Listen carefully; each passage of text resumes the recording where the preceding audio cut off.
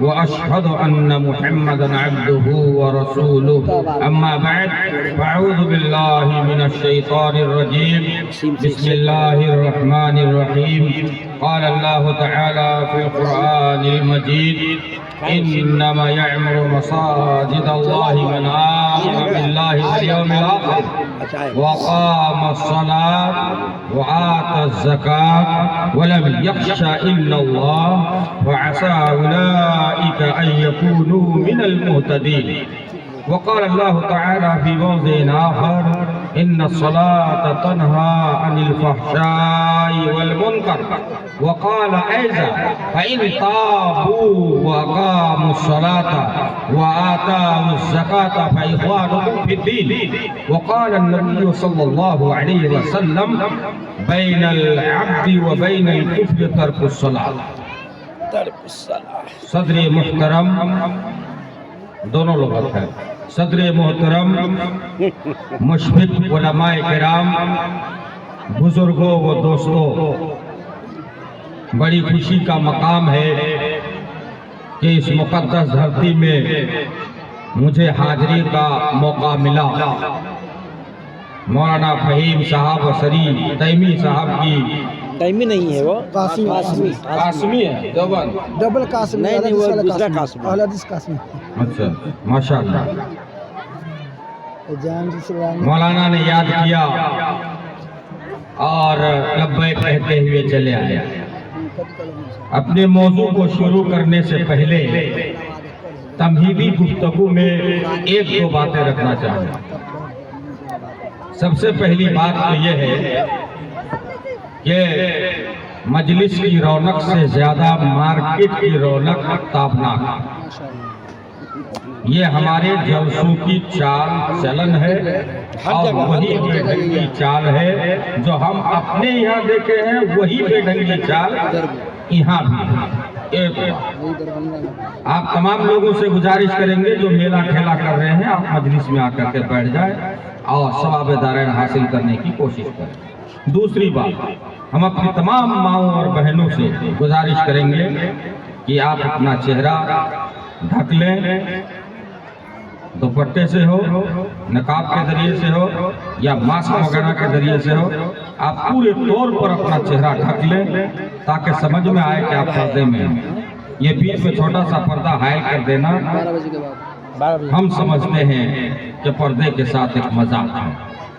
اس لیے آپ سے ہم والہانہ گزارش کرتے ہیں کہ آپ اپنا چہرہ، اپنا سر پورے طور پر ڈھک لیں اور ڈھک کر کے ادب کے ساتھ آپ بیٹھیں.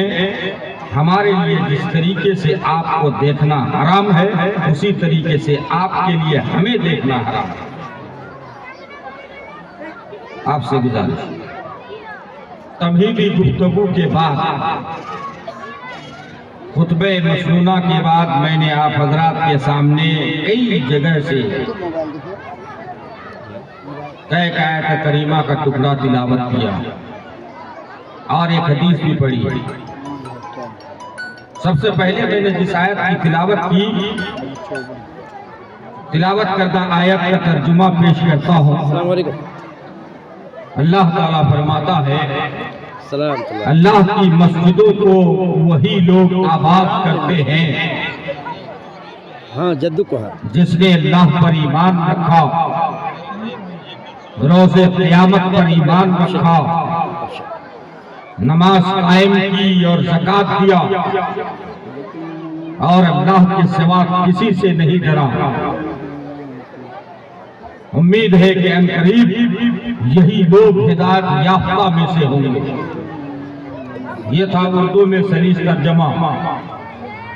آگے اللہ تعالیٰ نے فرمایا جس کی میں نے تلاوت کی ہے کہ بے شک نماز انسان کو بے حیائی، برائی اور منکرات سے روکتی ہے.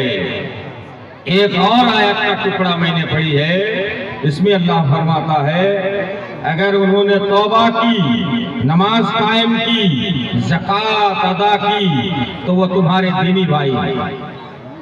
اور نبی نے فرمایا کہ انسان اور کفر کے درمیان تفریق کرنے والی چیز یہ نماز کا چھوڑ دینا ہے. معزز حاضرین اجلاس، میں نے آج کسی دوسرے موضوع کا پروگرام اور ارادہ لے کر آیا تھا، لیکن میں نے اس کو منتخب کیا اور میرے احباب کے ذریعے مجھے ایما کیا گیا کہ اس طرح کے موضوع کی آج ضرورت ہے۔ میں آیت کی تفسیر بڑے اختصار کے ساتھ کرنا چاہتا ہوں۔ اللہ تعالیٰ نے فرمایا یعمرو مساجد اللہ، یعمرو آباد کرنا، آباد کرتا ہے مساجد اللہ، اللہ کی مسجدوں کو۔ سب سے پہلے آپ سمجھیں کہ اللہ کی مسجدوں کو تعمیر کرنے کا مفہوم کیا ہے۔ ایک مفہوم تو یہ ہے کہ مسجد کی مکمل طور پر تعمیر کر دینا اور ثواب دارین حاصل کرنا اور جنت میں اپنا گھر بنوا لینا، یہ تو صریح مفہوم ہے جس کو سارے لوگ سمجھتے ہیں۔ لیکن مسجد میں جھاڑو دینا، مسجد کی صفائی ستھرائی کا خیال رکھنا، اسی طریقے سے مسجد کو چراغاں کرنا، خوبصورت رکھنا، یہ بھی مسجد کی تعمیر میں داخل ہے۔ اور یہ ایسی چیز ہے جس کی فضیلت احادیث کے اندر بہت زیادہ آئی ہے۔ اللہ کی مسجد کو تعمیر کرنا، اگر کوئی انسان مسجد کی تعمیر میں ایک اینٹ بھی لگاتا ہے، ایک کوڑا کرکٹ بھی صاف کرتا ہے، مسجدوں کو دھلتا ہے، مسجدوں کو صاف ستھری رکھتا ہے، تو یہ بھی انسان مسجد کی تعمیر میں باضابطہ شریک ہے۔ نبی کے زمانے میں بخاری اور مسلم کی حدیث ہے، نبی کے زمانے میں مسجد نبوی میں ایک عورت یا ایک مرد، راوی کو اختلاف ہے، ایک مرد یا ایک عورت، اور دوسرے بیہقی کی روایت میں، دیگر روایت میں اس میں کوئی اختلاف نہیں ہے، وہ عورت ہی تھی۔ ایک مرد یا ایک عورت مسجد کا صاف صفائی کا خیال رکھتے تھے، جھاڑو لگایا کرتے تھے۔ اس کا انتقال ہو گیا، صحابہ کرام نے جا کر اس کی آخری رسومات ادا کیے، غسل دلایا، تدفین عمل میں آئی، لیکن اس کے بعد یعنی اللہ کے نبی صلی اللہ علیہ وسلم کو اس کی اطلاع نہیں تھی۔ جب آپ کو معلوم ہوا کہ جو مسجد کی صفائی کر رہے تھے وہ نہیں دکھائی دے رہے، تو صحابہ کرام سے پوچھا کہ وہ کہاں ہے جو مسجد کا دیکھ بھال کیا کرتی تھی؟ تو صحابہ کرام نے کہا کہ اللہ کے نبی اس کا تو انتقال ہو گیا۔ آپ نے فرمایا کہ تم لوگوں نے مجھے اس کی اطلاع کیوں نہیں دی؟ بعد روایت میں آتا ہے کہ صحابہ کرام نے اس کو چھوٹا معاملہ سمجھا، حقیر معاملہ سمجھا، اور اللہ کے نبی کو رات میں اطلاع دینا مناسب نہیں سمجھا، آپ کو تکلیف ہو جائے گی۔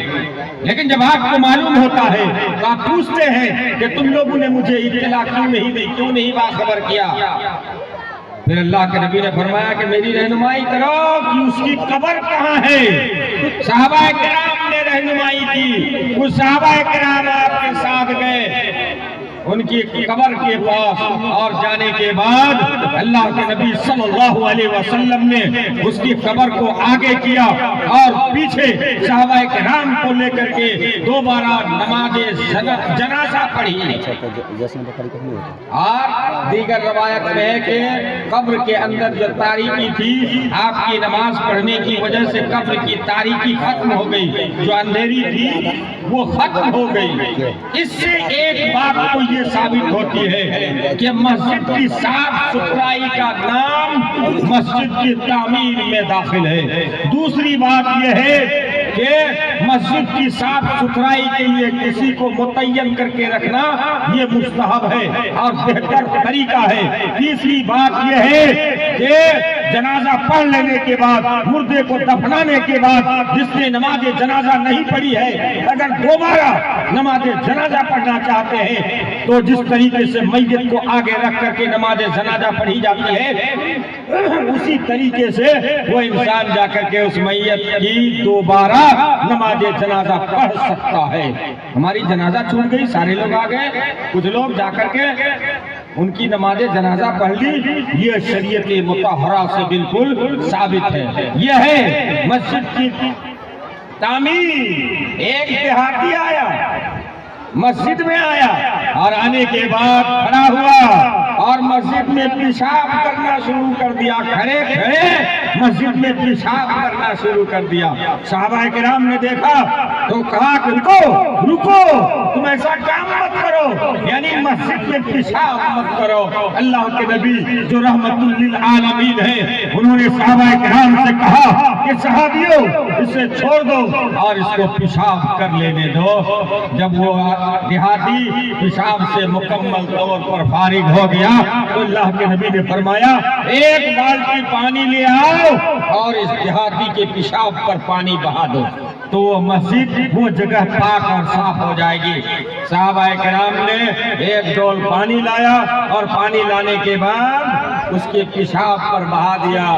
پھر اللہ کے نبی نے اس دیہاتی کو بلایا, ادھر آؤ. اس کو آگے بٹھایا اور بیٹھانے کے بعد کہا کہ سنو, مسجد اس لیے تعمیر نہیں کی جاتی ہے کہ مسجد میں پیشاب کی جائے. مسجد میں پیشاب کرنا درست نہیں ہے, گندگی پھیلانا درست نہیں ہے, بلکہ مسجد بنائی جاتی ہے اقامت صلاۃ کے لیے, تلاوت کے لیے, ذکر و اذکار کے لیے, تسبیح و تحلیل کے لیے بنائی جاتی ہے. اس حدیث سے یہ بات معلوم ہوتی ہے کہ مسجد کی صفائی کے لیے آپ نے پانی کا بھی اہتمام کیا اور صحابہ کرام کے ذریعے سے پانی ڈال کر کے اس ناپاکی کو دور کر دیا. دوسری بات یہ ہے کہ اگر کوئی آدمی غلط طریقے سے ہی پیشاب کرتا ہو تو پیشاب کے دوران اس کو نہ ڈرانا چاہیے, نہ دھمکانا چاہیے, نہ اس حالت میں اس کے ساتھ مار پیٹ کا رویہ اختیار کرنا چاہیے. کیوں؟ آج سے 1450 سال پہلے اللہ کے نبی صلی اللہ علیہ وسلم یہ بتا کر کے گئے ہیں کہ ایسی حالت میں اگر کوئی انسان ایسا کام کرتا ہے اور اس پر ڈانٹ ڈپٹ ہوتی ہے تو اس کو بیماری لاحق ہونے کا مکمل خدشہ رہتا ہے. آج کی میڈیکل سائنس بھی یہی کہہ رہی ہے کہ اگر پیشاب کی حالت میں, پیخانے کی حالت میں مارا جائے, زد و کوب کیا جائے, زجر و توبیخ کی جائے تو یورک ایسڈ کی بیماری ہو سکتی ہے. یہ بیماری اس کے پیشاب رکنے کا سبب بن سکتی ہے. یہ بیماری اس کے یوٹرس کو خراب کر سکتی ہے. آج کی میڈیکل سائنس کر رہی ہے اور 1400 سال پہلے اللہ کے نبی صلی اللہ علیہ وسلم یہ حکم بیان فرمائے ہیں. میرے بھائیو, انما یعمر مساجد اللہ, مساجد یہ مسجد کی جمع ہے.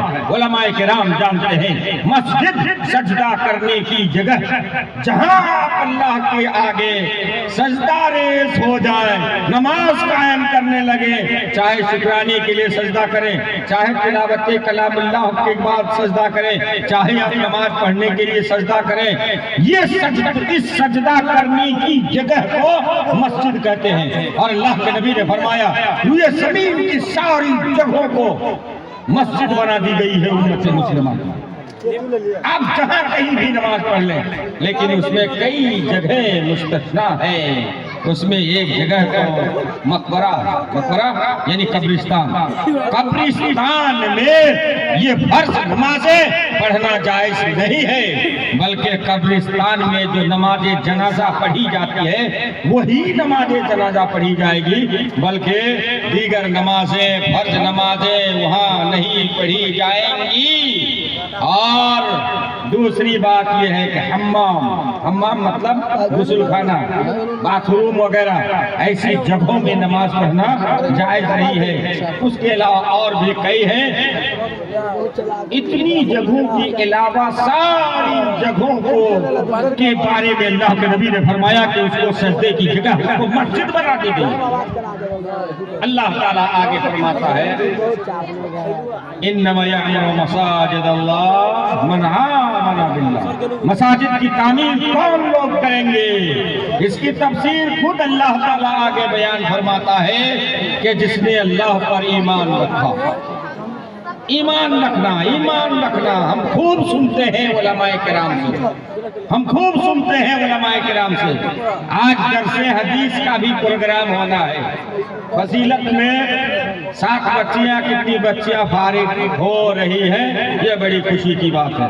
وہ بچیاں آگے رہتی تو ایک سوال بھی پوچھتے کہ ایمان کے کتنے ارکان ہیں، دلیل کے ساتھ بیان کیجیے. شاید نہیں ہے موجود. ایمان رکھیں، ایمان رکھیں. کس بات پر ایمان رکھیں؟ کیا چیز ہے ایمان؟ آپ جانتے ہیں ہم مسلمان ہیں، لیکن شاید اس کی باریکی کو نہیں جانتے ہیں، اس کے نقطے کو نہیں جانتے ہیں کہ ایمان رکھنے کا مفہوم کیا ہے. کس چڑیے کا نام ایمان ہے؟ ایمان تصدیق کرنے کا نام ہے، تصدیق کرنا. اور ایمان کی شرعی اصطلاح میں کہتے ہیں کہ اس بات کا اقرار کرنا کہ اللہ تعالیٰ ایک ہے اور اس کے علاوہ کوئی دوسرا معبود نہیں ہے. اس چیز کو زبان سے بھی کہے، دل میں بھی اس کو یقین رکھے، زبان سے بھی ادائیگی کرے، اور اعضاء و جوارح کے ذریعے سے بھی اسلامی قانون پر عمل پیرا ہو. اس چیز کا نام ایمان ہے. اور ایمان کے 6 ارکان ہیں. ان 6 ارکان پر ایمان رکھنے والے انسان کو مومن کہا جاتا ہے. ان میں سے سب سے پہلی چیز الایمان باللہ، یعنی اللہ تعالیٰ پر ایمان رکھنا. میں تفصیل میں نہیں جاؤں گا، وقت مختصر ہے. مسجد کی تعمیر کون لوگ کرتے ہیں؟ جو لوگ اللہ پر ایمان رکھتے ہیں. بے ایمان لوگ مسجد کی تعمیر کیوں کریں گے؟ جو بے نمازی ہیں وہ بے ایمان ہیں. بے ایمان مسجد کی تعمیر نہیں کر سکتے. اس لیے یہاں پر اللہ تعالیٰ نے کہا ہے کہ مسجد کی تعمیر وہی انسان کرتا ہے جو اللہ تعالیٰ پر ایمان رکھتا ہے. اور دوسرے نمبر پر کہا کہ روز قیامت پر ایمان رکھتا ہے. ہمارا یقین ہے، ہمارا ایمان ہے اس بات پر کہ ایک دن قیامت ہوگی. قیامت کے دن سارے لوگ میدان محشر میں جمع ہوں گے. سارے لوگ نفسی کے عالم میں ہوں گے. کسی کے جسم پر کپڑا نہیں ہوگا، کوئی کسی کی طرف دیکھنے والا نہیں ہوگا. ایک ایک نیکی کے لیے ترسے گا، ایک ایک نیکی کے لیے دوڑتا پھرے گا. اس سے مانگے گا، اس سے مانگے گا. بیٹا بھی باپ کا دشمن ہو جائے گا، باپ بھی بیٹے کا دشمن ہو جائے گا، بیوی بھاگ جائے گی اپنے شوہر سے، لیکن یہ نیکی کوئی کسی کو نہیں دے گا. یہ میدان محشر کا معاملہ ہے. وہاں اس بات پر ایمان رکھنا، وہاں میزان قائم ہوگا، ترازو رہے گا، آپ کے حسنات آپ کے سیئات کو وزن کیا جائے گا اور پھر فیصلہ کیا جائے گا.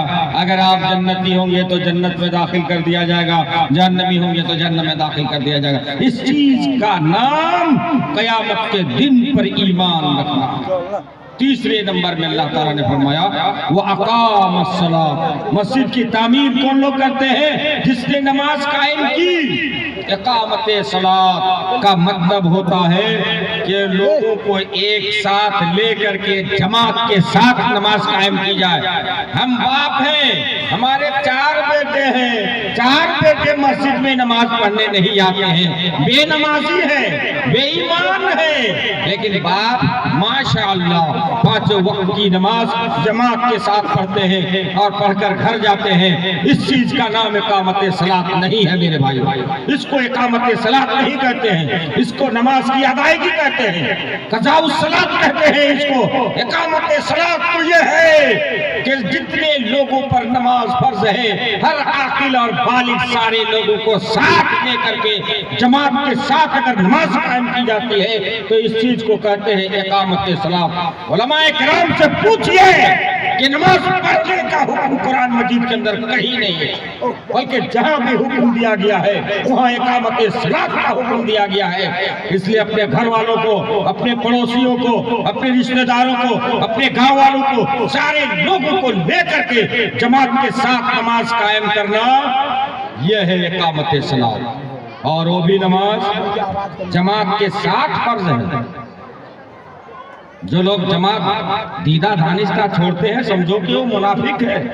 منافق کی بڑی نشانی ہے. منافق لوگ ہی جماعت سے پیچھے رہتے ہیں اور ٹال بہانا ہیلا بہانا کرتے ہوئے وہ نماز بھی ترک کر دیتے ہیں. اور کبھی کبھی نماز میں آتے بھی ہیں تو سستی کے ساتھ کھڑے ہوتے ہیں. सुस्ती के साथ यहाँ हाथ रख दिया, यहाँ रख दिया, कहीं रख दिया, उसको कोई परवाह नहीं है।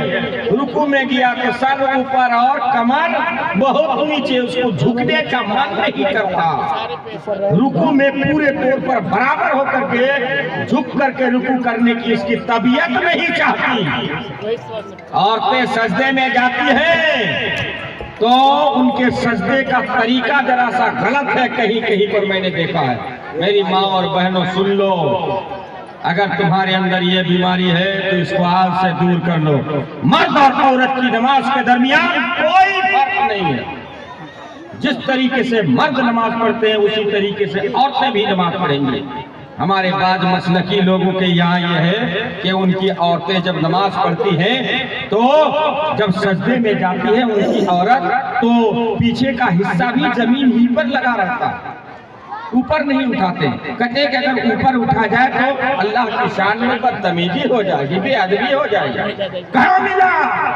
कहाँ मिला क्योंकि बेअदबी हो जाएगी।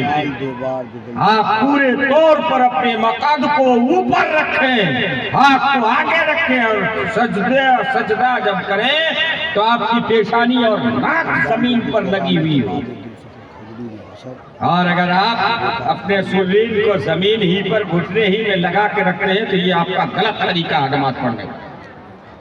ये तरीका नहीं होना चाहिए। आप मर्दों को देख लीजिए किस तरीके से नमाज पढ़ते हैं, आप उसी तरीके से रुकू भी करें, उसी तरीके से आप सजदा भी करें, उसी तरीके से आप क़याम भी करें, उसी तरीके से आप रफ़ुल यदैन भी करें और दीगर चीजें आप करें। वाक़ा मसला नमाज के अंदर खुशू होनी चाहिए। मुनाफिक की निशानी यह है कि जब वो नमाज के लिए आते हैं और नमाज के लिए खड़े होते हैं तो सुस्त होकर के खड़े होते हैं, कामों को साला सुस्त होकर के खड़े होते हैं, तबीयत नहीं चाहती है। हजरत उमर रज़ियल्लाहु ताला अन्हु जब नमाज पढ़ते थे तो नमाज की हालत में आप ऐसा रोते थे कि आपकी हिचकियां बंध जाती थी। एक रोज का वाक़या है कि आप नमाज पढ़ रहे थे और नमाज पढ़ते हुए तिलावत फरमा रहे थे, जब इस आयत करीमा पर पहुंचे, इन्ना अज़ाब रब्बिका लवाक़ि मा लहू मिन नाफ़ि, तेरे रब का अज़ाब वाक़े होकर रहेगा और उस अज़ाब को कोई हटाने वाला नहीं होगा। हजरत उमर इस तरीके से चारों कतार होने लगे कि नमाज के अंदर हिचकियां बंध गई। ये था मेरे भाइयों नमाज के अंदर खुशू। आप क्या करते हैं? फटाफट सूरह फातिहा पढ़ा, कुल अल्लाह पढ़ा और नमाज सलाम अलैकुम जल्दी से भागा। दुआ तस्बीह भी नहीं, सुन्नत भी नहीं, जल्दी भागा। नमाज में खुशू। वाक़ा मसला, जिसने नमाज कायम की वही लोग मस्जिद आबाद करेंगे, वही लोग मस्जिद में चंदा देंगे, वही लोग मस्जिद की तामीर भी करेंगे, वही लोग मस्जिद में पेंटिंग भी करेंगे और वही लोग। हो गया सर 10 मिनट में लपेट लें। 10 मिनट में ठीक है लपेट लेता हूँ इंशाअल्लाह। वो आता ज़कात आगे बढ़ रहा है और जिसने ज़कात अदा की, अल्लाह ताला ने इस आयत करीमा के अंदर सोचने का मकाम है कि ज़कात का जिक्र क्यों किया कि जो लोग ज़कात देते हैं वो लोग मस्जिद को आबाद करते हैं। इसका मतलब ये है कि ज़कात भी इस्लाम का एक अहम रुकन है। हजरत अबू बकर के ज़माने में ज़कात देने से बहुत सारे लोगों ने इनकार किया था, तो मानेईन ने ज़कात के खिलाफ आपके सहाबाए किराम को लेकर के जंग भी करने की तैयारी मुकम्मल कर ली। जंग करने की हजरत उमर ने इख्तिलाफ भी किया कि ये लोग मुसलमान हैं, इनके खिलाफ आप जंग कर रहे हैं। हजरत अबू बकर ने कहा कि उमर तुम्हें क्या हो गया? जिसने ज़कात देने से इनकार किया वो इंसान मुसलमान हो ही नहीं सकता है। ज़कात हम क्यों देते हैं? अपने जिस्म की तत्हीर के लिए, अपने माल की तत्हीर के लिए, माल से मैल कुचैल को दूर करने के लिए। और वही इंसान जिसका जिस्म पाक हो, जिसका कपड़ा पाक हो, वही आदमी मस्जिद में दाखिल हो सकता है। और वही इंसान पाक और साफ सुथरा इंसान जिसका माल भी पाक है, जिसकी जायदाद भी पाक है, जिसका जिस्म भी पाक है, जिसके कपड़े लत्ते भी पाक हैं, वही लोग मस्जिद आबाद करते हैं। इस बुनियाद पर अल्लाह ताला ने इसी मुनासिबत से ज़कात का भी हुक्म अता फरमाया। आगे बढ़ते हैं। वलम यख्शा इल्लल्लाह, मोमिन की निशानी है مومن کی نشانی ہے کہ مومن اللہ تعالیٰ کے سوا کسی سے نہیں ڈرتا، کسی سے بھی نہیں ڈرتا مومن، لاکھ ملامت کرے مومن کسی کی ملامت سے خوف نہیں کھاتا، کسی کی ملامت سے ڈرتا نہیں ہے۔ لاکھ مسجدوں پر پابندی عائد کر دو، لاکھ مدارس پر پابندی عائد کر دو، لیکن جو حقیقی مومن ہے وہ مسجد کی تعمیر کرتا ہی رہے گا، جو حقیقی مومن ہے وہ مدارس کی تعمیر کرتا ہی رہے گا، چاہے اس کے اوپر کسی طرح کی بھی سازشیں کی جائیں، کسی طرح کی پابندیاں لگائی جائیں، لیکن جو انسان مومن ہوگا وہ انسان مسجد کی تعمیر ضرور با ضرور کرے گا، وہ کسی سے خوف نہیں کھائے گا۔ فَعَسَىٰ أُولَٰئِكَ أَن يَكُونُوا مِنَ الْمُهْتَدِينَ، یہ ہے یہ صفات جن لوگوں کے درمیان ہے، جن لوگوں کے اندر ہے، اللہ تعالیٰ کہتا ہے کہ یہی لوگ مہتدین میں سے، ہدایت یافتہ میں سے یہی لوگ ہیں۔ میرے بھائیو، اگر آپ مسجد کی تعمیر کے بعد نماز قائم کرتے ہیں تو اب یاد رکھیے قرآن اعلان کرتا ہے کہ نماز جو انسان نمازی ہے، نماز قائم کرتا ہے، وہ انسان تمام طرح کی بے حیائی، تمام طرح کے منکرات سے دور رہتا ہے۔ بے نمازی کے چہرے کو دیکھو، اس کے چہرے میں رونق نہیں رہتی، اس کے چہرے میں نور نہیں ہوتا۔ بے نمازی کا چہرہ دیکھو، اس کے چہرہ عجیب طرح کا لگے گا، اور بے نمازی کی جب موت ہوتی ہے تو اس کا چہرہ بھی عجیب ڈراؤنا بھیانک ہوتا ہے، بھیانک چہرہ ہوتا ہے بے نمازی کا۔ لیکن بے نمازی کا چہرہ، نمازی انسان کا چہرہ مرنے کے بعد بھی لگتا ہنس رہا، لگتا آرام کر رہا، سو رہا۔ دنیا میں اس کا فرق آپ دیکھنے کو ملے گا آپ کو، کیونکہ قرآن کہتا ہے کہ نماز انسان کو بے حیائی اور برائی سے روکتی ہے۔ جو انسان نمازی ہوگا وہ بے حیائی کا کام نہیں کرے گا، وہ آنکھ نہیں لڑائے گا، وہ آنکھ مچولی نہیں کرے گا، وہ زنا کے قریب نہیں جائے گا، وہ بدکاری کے خلاف کام کرے گا، وہ چوری نہیں کرے گا، وہ شراب نہیں پیے گا، وہ سگریٹ نہیں پیے گا، وہ حرام کام نہیں کرے گا۔ یہ قرآن کہتا ہے، میں نہیں کہتا، کہ نماز انسان کو تمام تر بے حیائی اور برائی سے روکتی ہے۔ یہ قرآن کہتا ہے میرے بھائیو۔ اگر آپ اس چیز کو نہیں مانتے ہیں تو قرآن دوسری جگہ کہتا ہے، اگر آپ نے گناہ کیا، کوئی بھی گناہ، ایک گناہ میں گنا دیتا ہوں، مثلا شرک کرنا، یہ کبیرہ گناہ ہے، سب سے بڑا گناہ ہے۔ والدین کی نافرمانی کرنا، یہ بھی سب سے بڑا گناہ ہے۔ اگر آپ ایسا گناہ کر لیتے ہیں، والدین کی نافرمانی کرنا، شرک کرنا، یہ سب گناہ ہے۔ فَإِن تَابُوا، اگر آپ ان گناہوں سے توبہ کر لیتے ہیں، یہ کبائر گناہ جتنے ہیں، کبائر، الا انبئکم باکبر الکبائر، قلنا بلی یا رسول اللہ، قال الاشراک باللہ وعقوق الوالدین۔ کہا کہ صحابیوں، کیا میں تمہیں اس بات سے باخبر نہ کروں کہ سب سے گناہوں میں سب سے بڑا گناہ کون سا ہے؟ صحابہ کرام نے کہا کہ اللہ کے نبی آپ ضرور بیان فرمائیں۔ آپ نے فرمایا اللہ کے ساتھ شرک کرنا اور والدین کی نافرمانی کرنا، یہ سب سے بڑا گناہ ہے۔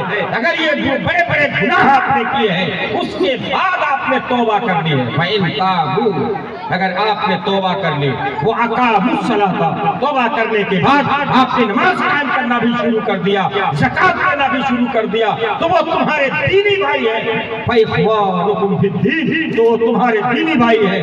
اس کا مفہوم مخالف اگر آپ لیں، اگر آپ نے توبہ نہیں کیا، اگر آپ نے نماز قائم نہیں کی، اگر آپ نے زکات ادا نہیں کی، تو اس کا مطلب یہ ہے کہ ایسے انسان اسلامی بھائی اور دینی بھائی نہیں ہے۔ بے نمازی اسلامی بھائی نہیں ہے، بے نمازی دینی بھائی نہیں ہے۔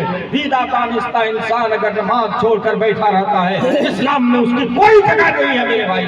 یہ قرآن کی آیت صاف صاف بتا رہی ہے کہ اس کی کوئی جگہ اسلام کے اندر نہیں ہے۔ کس کی؟ بے نمازی کی۔ اس لیے کہ اللہ کے نبی نے بھی فرمایا، اسلام انسان خوب اور توحید کے درمیان فرق کرنے والی چیز یہ نمازی ہے۔ جو مومن ہوگا وہ نماز پڑھے گا، جو بے ایمان ہوگا، کافر اور مشرک ہوگا، وہ نماز نہیں پڑھے گا، نہیں پڑھے گا۔ یہی تمیز کرنے والی چیز کون سی ہے؟ یہ اقامت صلاۃ ہے۔ اگر نماز قائم کی جاتی ہے تو وہ مسلمان ہے۔ وہ مومن ہے. نماز قائم نہیں کرتا تو وہ مومن اور مسلمان نہیں ہے.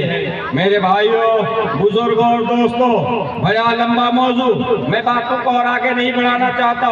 ناظم اجلاس کی جانب سے جو ایماں ہوا اس سے پتہ چلا کہ میں اپنی تقریر کو سمیٹ لوں اور سمیٹ چکا ہوں. حکم کے مطابق ایک حدیث صرف آپ کے سامنے رکھتا ہوں. اگر آپ 5 وقت کی نماز پڑھتے ہیں، ہمارے ہاں ایک چیز پائی جاتی ہے کہ نوجوان اور مرد بے نمازی بہت زیادہ ہیں، لیکن عورتیں بے نمازی نہیں. آپ کیا ہے اللہ عالم. یہ نوجوان جتنے ہیں یہ 7 بجے 8 بجے اٹھیں گے اور اٹھنے کے بعد ٹوتھ پیسٹ اور برش لیں گے اور روڈ پر آ کر کے گھسر برش گھستے رہیں گے. ہاں گھستے رہیں گے. وہ نماز نہیں پڑھتا. لیکن عورتوں کا جو ماحول میں نے دیکھا ہے، وہ عورت بالکل صبح سویرے اٹھ جاتی ہے اور نماز پڑھ لیتی ہے. اب یہاں کیا ہے وہ اللہ والا آپ لوگ جانتے ہیں. اگر یہ بیماری ہے تو آپ لوگ ساری بیماری دور کر دیں. کوئی ضروری نہیں ہے کہ بے نمازی سوار ہو تو بیوی بھی بے نمازی ہو، ایسا کوئی ضروری نہیں ہے میرے بھائی. دونوں نمازی ہونی چاہیے، دونوں کو نمازی ہونی چاہیے، تب جا کر کے ہوگا. اگر آپ 5 وقت کی نماز مکمل خشوع اور خضوع اتمام ارکان کے ساتھ پڑھتے ہیں تو نبی نے فرمایا ایک مثال دے کر کے، صحابیوں سنو، اگر تمہارا خیال کیا ہے کہ اگر تمہارے گھر کے دروازے کے پاس سے اگر ایک نہر بہ رہی ہو، جس نہر میں صاف شفاف پانی بہتا ہو اور اس نہر میں ایک انسان ہر دن 5 مرتبہ غسل کرتا ہو، تو کیا اس کے جسم میں کوئی میل کچیل باقی رہے گا؟ صحابہ کرام نے فرمایا لا یبقى من درنہ شیء، اے اللہ کے نبی اس کے جسم میں میل کچیل باقی نہیں رہ سکتا. جو 5 بار دن میں نہاتا ہو اس کے جسم میں پھر میل کچیل گندگی کیسے باقی رہے گی؟ یہ نہیں ہو سکتا. اللہ کے نبی نے فرمایا فذالک مثل صلوات الخمس، کہا کہ یہی مثال 5 وقت کی نمازوں کی ہے. اگر انسان 5 وقت کی نماز پڑھتا ہے تو 5 مرتبہ نہانے کے سبب جس طریقے سے جسم میں میل کچیل باقی نہیں رہتا، اسی طریقے سے اس انسان کے پاس گناہ بھی نہیں رہتا. اللہ اکبر! کتنا بڑا اعلان ہے شریعت کا، اسلام کا قانون، اسلام کا نظام قانون. اگر آپ پڑھیں تو ہمارے لیے مشکل نہیں ہے، ہمارے لیے آسان ہے. میرے بھائیوں، دین آسانی کا نام ہے، مشکلات کا نام مطلق نہیں ہے. میں اس اسٹیج کے ذریعے تمام امت المسلمین کو یہ پیغام دینا چاہتا ہوں کہ آپ اپنے ایمان کو مضبوط اور پختہ کر لیں. آپ کا ایمان مضبوط ہوگا تو آپ کی ساری چیزیں مضبوط ہوں گی. اگر آپ کا ایمان کمزور ہوگا تو ساری چیزیں دھلمل ہو جائیں گی. اگر آپ کی نماز نہیں ہوگی تو قیامت کے دن سب سے پہلے جب نماز کے بارے میں پوچھا جائے گا تو آپ کے پاس جواب کیا ہوگا میرے بھائیو؟ اس لیے قیامت کے دن سب سے پہلے نماز کے بارے میں آپ سے پوچھا جائے گا. اور اگر آپ نے کسی کا خون کیا ہے تو خونی سے سب سے پہلے اس کے خون کے بارے میں پوچھا جائے گا کہ تم نے فلاں انسان کو قتل کیوں کیا. اور اگر آپ بے نمازی ہیں تو سب سے پہلے آپ کو پوچھا جائے گا کہ آپ نے نماز کیوں چھوڑی تھی، یہ پوچھا جائے گا. تو قیامت کے دن جب ہم آئیں تو اپنی نماز کے ساتھ آئیں، ہمارے اعضائے وضو چمکیلے ہوں، حوض کوثر کا پانی ہمیں پینے کا موقع ملے. اللہ سے دعا ہے کہ الہ العالمین تو ہم تمام مسلمانوں کو پکا اور سچا نمازی بننے کی توفیق عطا فرما. آمین. وآخر دعوانا الحمدللہ رب العالمین. سبحان ربک رب العزت عما یصفون وسلام علی المرسلین والحمدللہ.